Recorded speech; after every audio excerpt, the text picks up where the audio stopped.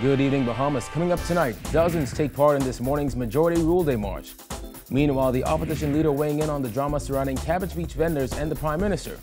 Just how much does the Majority Rule holiday mean to Bahamians?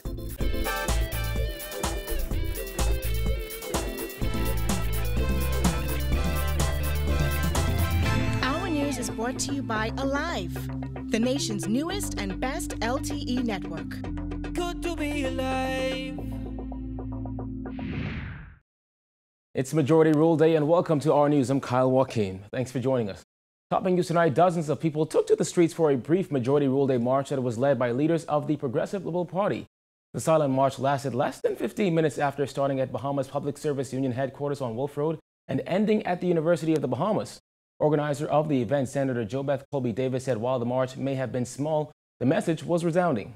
I feel so encouraged, not encouraged because I was a part of the team that put it together, but encouraged by the Bahamian people and the tribute that they paid and the respect that they paid to the freedom fighters of this day. The fact that they came out, the weather was horrible yesterday, it's still overcast today, and that they still came together. PLP Chairman Fred Mitchell said while some may have labeled Majority Rule Day as a PLP holiday, it is far from it. It's important for the country to know that it's not just for one political party or one group of people, it's for everybody. It's an important day. It's the first time that the actual majority was able to express itself, universal adult suffrage, single-member constituencies, one person, one vote. Addressing the crowd following the march was PLP leader Philip Brave Davis, who stressed the importance of the day while insisting more needs to be done to recognize the day on a national level.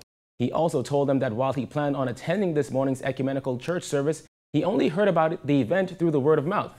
The time has come for us to ensure that this event is statutory, the celebration of this event, right, is statutorily ingrained in our society because there's a church service this morning, and as I speak today, I've not heard from the government yet, right? Truly, I heard about the event through the chairman. I then contacted the office of the Governor General, who didn't even know of the event when he was telling me about it. It was only yesterday that they confirmed that they were informed. And because they called me, I am going to go attend that event. Meantime, those who participated, including two former senators, said they were glad they came. So today we are here again representing the Bahamas State Association of Elks because it's part of our program to be the watchers or watchmen for the civil rights, human rights of Bahamians, wherever they are, whether they're black or white, as long as they're Bahamians, and they have rights like everyone else. Things that they are most comfortable with. I think the FNM at this stage, being very unpopular, are more comfortable in confessing their political sins today in St. Francis. But those of us who have no political sense and who told the people, listen, this government, it will pussyfoot and will not achieve that which we have heard from them that they will achieve. It is for us to march through the streets. So the FNM is participating, and the thing about it is the PLP is the FNM family. Don't mind they cutting up. While at that march, Davis also weighed in on the recent outrage expressed by some of those Cabbage Beach vendors who are charged in relation to the 2016 Cabbage Beach protests. Those vendors now say they feel Prime Minister Dr. Hubert Minnis, who was then leader of the official opposition, used them for political mileage. But Davis insists no one should be surprised that the Prime Minister has failed to keep yet another promise. Jasmine Brown tells us more. Davis spoke to our news team on the sidelines of this morning's Majority Rule March as he insisted what's happening with the Cabbage Beach vendors is not surprising.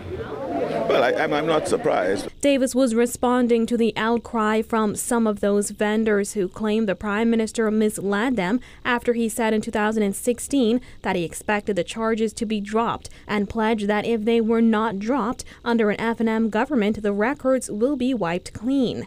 But the fact is, a prime minister can neither nolly a case nor expunge any criminal record. Still, nearly 2 years later, the vendors say they are unhappy with the prime minister's silence and inaction on the issue, especially given the fact that Dr. Minnis was on the forefront of the Cabbage Beach protest that also included beach vendors, taxi drivers, members of the Free National Movement and Democratic National Alliance, as well as several union leaders. During the March 1st march, a fence leading to the beach was torn down. The then Christie administration had advised in a statement that access to the beach via that pathway would be allowed for a period of time while the government and the property owner tried to reach an amicable resolution. Days later, 10 people were arraigned on various charges stemming from the protest. Davis said at the time the government of the day was doing the best it could to satisfy everyone. First of all, we have to understand what the issues were. I mean, we in government was attempting to resolve it. There's an issue of land ownership to be balanced against a practice that had evolved by Bahamians to earn a living. And the question is, how do you balance those? We were working on it. We appreciated the anxieties of the vendors to get quick resolution. There was this protest, which they have a right to protest, and it went a bit beyond the protest, hence the police intervened. OPM Press Secretary Anthony Newbold said yesterday the Prime Minister is a man of his word and keeps his promises, but when pressed on the matter, he would not say much more than that. When asked if he believes Minnis should keep his word on the matter, Davis said this. I'm not going to get into whether a person should keep a promise. I'm a man of my word. If I give my word to anyone, I would expect them to expect me to fulfill my word. Those former protesters are expected to return to court in March. Reporting for Our News, I'm Jasmine Brown. As people around the country celebrate today's holiday, Our News took to the streets to see how some people really feel about Majority Rule Day. Jared Higgs reports. January 10th, 1967, a day that stands alone in Bahamian political history. A lot has changed in the 51 years since, and we wondered what Bahamians had to say about the holiday and what majority rule means. Freedom. It's freedom of every Bahamian to be able to do the things that they need to do to build a country that is so recognized around the world for humanity. And over the many years that we've gone through a majority rule, we have fallen back on some things and we've moved forward on some things.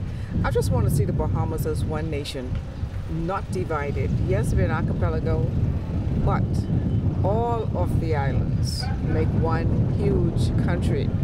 On January 10th, 1967, both the PLP, led by Lyndon Pinling, and the United Bahamian Party, led by Sir Roland Simonet, won 18 seats in the House of Assembly in the general election. Labour candidate Randall Fox, who won his seat, and independent candidate Alvin Brannan threw their support behind the PLP, enabling the party to form the new government, ushering in black majority rule for the first time in the history of the Bahamas. As the country's newest holiday, one man who works in construction says it's a wasted day for him. They want to get a short job.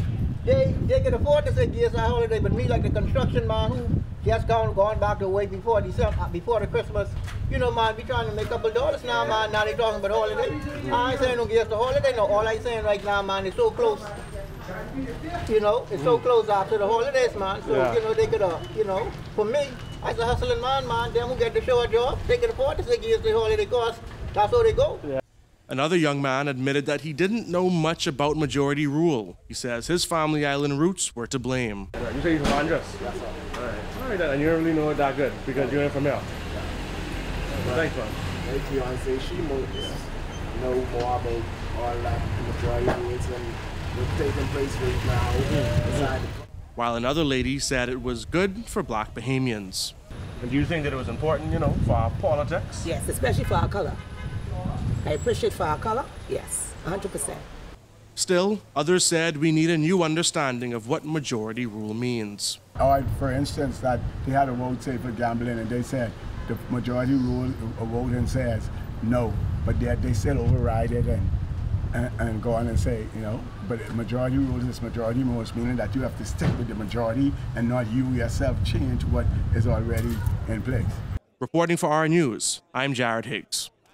Police investigating a plane crash on Governor's Harbor, Eleuthera, according to reports. Shortly after 8 last night, police on that island received reports that a plane had crashed at the airport. When officers arrived, they found a Pineapple Air charter in bushes just off the runway. The plane's landing gear had reportedly collapsed upon landing, causing it to skid off the runway.